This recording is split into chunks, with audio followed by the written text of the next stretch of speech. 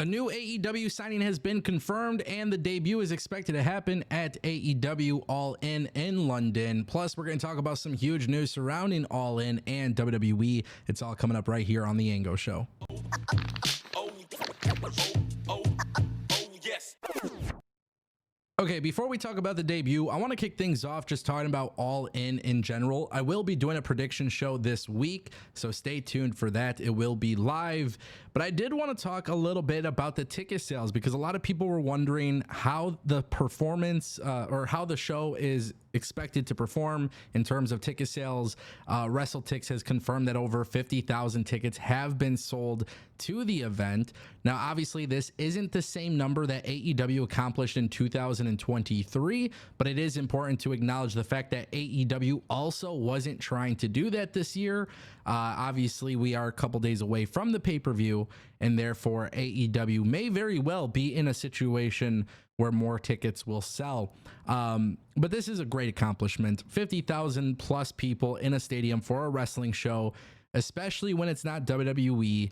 That's huge. And I think we have to acknowledge that it's huge. And look, like, I understand some people don't like AEW, and I will constantly mention this. Like, even if you don't like WWE or if you don't like AEW, it's always a good thing to see that the wrestling industry is this hot. There are a ton of talent who are getting paid great contracts, and there are a ton of fans who are willing to pay a good amount of money to watch these pay-per-views. And that's a great thing. Honestly, it's a great thing. I've always wanted to go to London. I've never been to London. I was hoping that this year might be the year that I go. Obviously, a lot of other things have come up where I just wasn't going to be able to make it. So obviously, I will not be in attendance, but I will be watching live on pay-per-view. And some of these matches on the card have great builds, and some of them I don't think they have great builds, but clearly 50,000 people want to be there. And you know, when it comes to ticket sales and stuff like that, it's remarkable to see that we are in a situation in 2024 where people are willing to spend their hard-earned money, especially on a product that's not WWE. And maybe the reason why I feel this way, and maybe the reason why I'm so positive about this type of stuff, is because we all experienced the pandemic together. And I remember covering wrestling at that time during the pandemic, and it was just mad depressing, you know, watching the wrestling industry take a big hit.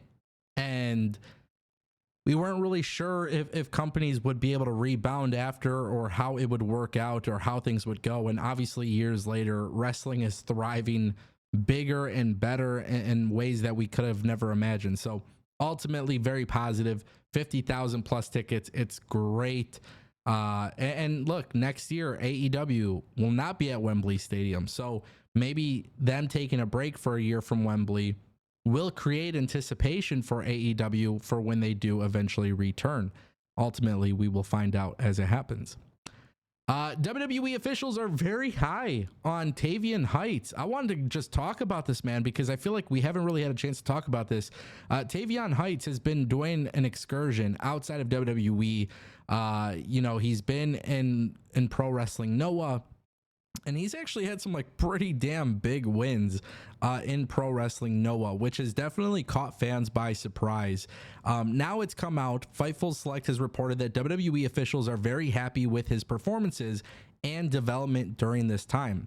Now, keep in mind, he is part of the No Quarter Catch crew on NXT, which basically he basically just swapped with Damon Kemp, because Damon Kemp did not get re-signed by the WWE. So he took his spot. He's killing it. People like this guy. But I want to talk about this because this is something that I don't know if I talk about it enough. But this is exactly why I'm glad that NXT wrestlers are being given the opportunity to go to Japan and go to different companies and being able to get an experience that maybe they wouldn't have on NXT television, because quite frankly, he's part of a faction on NXT TV. He's not going to be given tons of singles matches. He's not going to be given a ton of experience to wrestle on TV every week. With him going to Pro Wrestling Noah, and granted, yes, there is a huge time zone difference between Eastern and Japanese time, but I'm watching these clips and I'm watching these highlights, and I just look at a guy who is gaining confidence every time. And what was really intriguing to me this entire time was actually the fan reaction, because not only was he getting pretty big upset wins, but he looks fluid. Like, he is wrestling clean. And the thing about that is, this is a guy who didn't come in with a lot of experience. Now he goes to NXT. Now he's going to Pro Wrestling Noah. WWE officials are high on him. Like, that's what you want. And I hope WWE understands, like, that should be the main purpose of why you do these working relationships. Yes, it's great for cross promotion and global expansion and things like that, of course. But the real thing here is there's only so much TV time you can give to NXT. NXT is a 2-hour show. It's a stacked roster. You got multiple storylines across all divisions. The likelihood of Tavion Heights being able to just go in there and absolutely kill it every week, it's very unlikely. But you watch him do his thing outside, and now it gives you a reason to bring him back to America and push him and do stuff. So yeah, this is really awesome. You know what else is awesome? It's official. Ricochet is joining AEW. He is being flown to AEW All In London. The report came from Fightful Select. Multi-year deal with the company.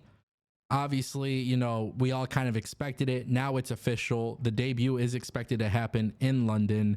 It just makes a lot of sense. Ricochet coming to AEW. I think we've all seen this coming. I think we're all very aware that he's going to fit in just fine. I'm not going to change my mind. I still believe at this very moment that his move to AEW is in fact a lateral move, but there's nothing wrong with that. There's a lot of great matchups that I would like to see with him in AEW. There's a lot of people that he's wrestled before. Obviously, a lot of time has gone since those matches, so he's going to do just fine. I'm expecting him to be in the Casino Gauntlet match, and I think that would be the right call. Ricochet being in the Gauntlet match would be great. I also loved my fantasy booking idea that I had the other day about him being part of the new Hurt Syndicate. If you guys missed that video, I'll throw that link in the description. But just in general, happy for the guy. He's a talented guy, you know what I mean? And maybe in WWE, he had a good run in WWE. I just feel like there was always going to be a ceiling. I still think that ceiling will exist in AEW. And there's nothing wrong with that. I think a lot of people think that there's something wrong with that, but it's not. So ultimately, I'm just pretty geeked about him being on TV and having great matches. I'm hoping AEW can actually utilize him long term. I don't want to see this being a thing where he comes in, you give him Okada, you give him Ospreay, you give him Jay White, you give him some big names, but I want to see them actually do something with him. I don't know if I have a lot of confidence in that. Obviously, time will tell. But ladies and gentlemen, that is the Ango Show.